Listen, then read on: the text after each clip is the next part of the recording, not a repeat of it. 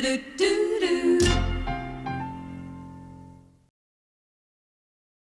tell you who's a beaut bloke, and I've waited a couple of months to have this guy on the show.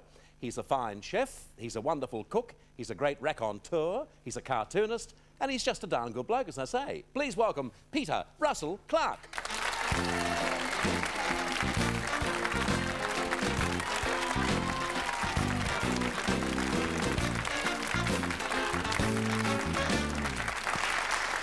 Peter, let me hear you say g'day. G'day, mate. I love it.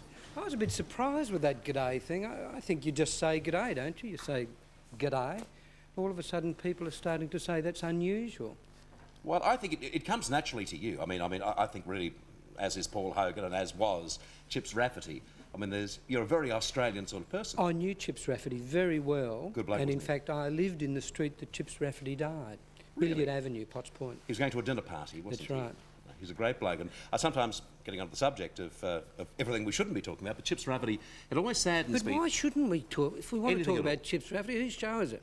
Mine. Well, let's talk about Chips Rafferty. Yeah, OK, forget the cook, let's talk about Chips Rafferty. The sad thing is that we really took off in the film industry in Australia, and Chips, unfortunately, had gone by the time the dream that he dreamed, that everyone laughed at, came to fruition. Except, is it not true that Chips Rafferty made it? Chips Rafferty was better known than the Prime Minister. He made it. Once he died, it then fell away. Do you hear that beautiful true story about Chips Rafferty? He was over in England for the coronation. He was a good cook too, by the way. Was he? Not to go to the coronation, but he just happened to be there. And at one stage of the game, he was in Trafalgar Square or whatever, and there was an open coach going past, and the Duke of Edinburgh was in the coach. And Chips, who was, 6'5", 6'6", for each poor bloke. But, once you saw Chips, you never forgot him, and he was standing by a lamppost lethargically watching the procession go by, and the Duke just sort of caught his eye, didn't say anything. It happened again in South Africa in about a year later, and then in Australia it happened again when Chips actually met the Duke of Edinburgh, and the Duke of Edinburgh said one simple thing to him: "Who the hell are you, and how many of you are there?" Which is a lovely line, isn't it? Well, I met the Duke. I used to live in Croydon, and I came out of a side street, Alto Avenue, onto the Maroondah Highway, and as I did, an open Rolls Royce shot past, and the Duke was driving it, so I just trundled in behind, and I thought, God, he's going fast, and they had police on every corner stopping all other traffic. When I looked behind me, I had the police escort, so I'd driven in between the Duke and the police escort, and I came into town about 60 miles an hour, and all the coppers are saying, "Get out, get out." And you think they're waiting to you. Yeah. Oh, that's beautiful. Hey, Peter, let's do some cooking. Terrific. We've set up down here for a barbie. There's nothing more Aussie than a barbie, and I'm sure Chips enjoyed one of those too. Do you know why he got his name? No, I don't. Cook Chips. Oh, right, because his real name was Goffage, wasn't it? That's John right. Goffage. One of the problems, Bert, with cooking a barbecue, we're eating too much meat. We should be eating more vegetables. Meat should only be the condiment to vegetables, whereas we've done it the other way around. We're not eating too much cheese, are we, though? No. In Australia. Well, you shouldn't eat too much cheese, but you should eat cheese. Right, and not too many eggs? Not Eggs too are good many too. eggs. Eggs are good. What I believe is that you should, in fact, eat anything, but not too much of anything. Everything in moderation. I had a mate of mine, an American, that actually got vitamin A poisoning from eating too many tomatoes. Did he really? Yeah, Is he okay now? Yep. I got vitamin A poisoning, they said, because it was suggested that I was eating husky liver. And I said, well, huskies, what are you talking about? And the doctor actually said, well, the disease that you've got actually comes from eating huskies' liver. And how did you get it? I don't know. Oh, well, fair enough. Do you have huskies? I'd been to a few Chinese... I won't say it. Whatever you do, don't say that. If you get a bit of meat like that, what you've got to do is actually get all the fat off and all the gristle off.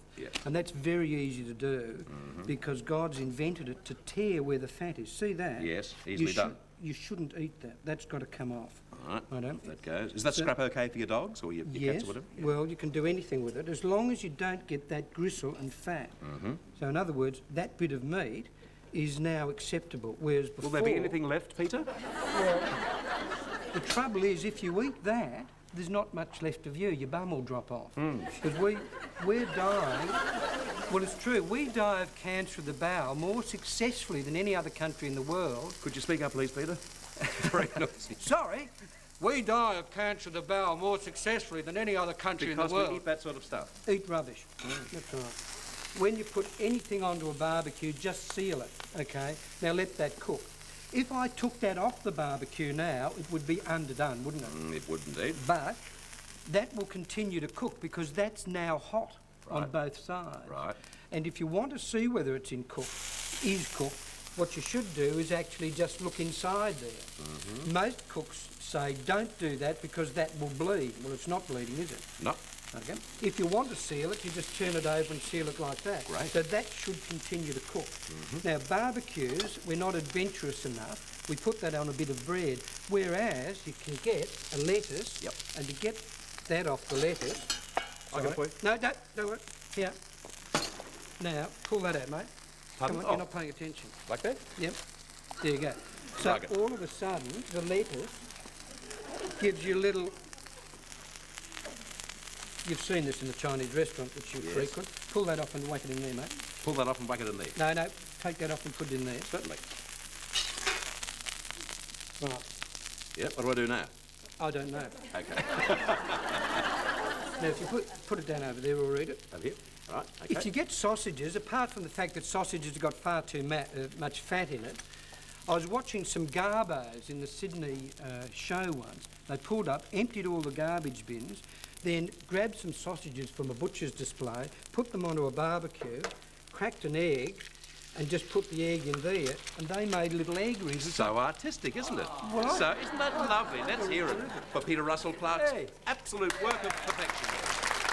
That's lovely.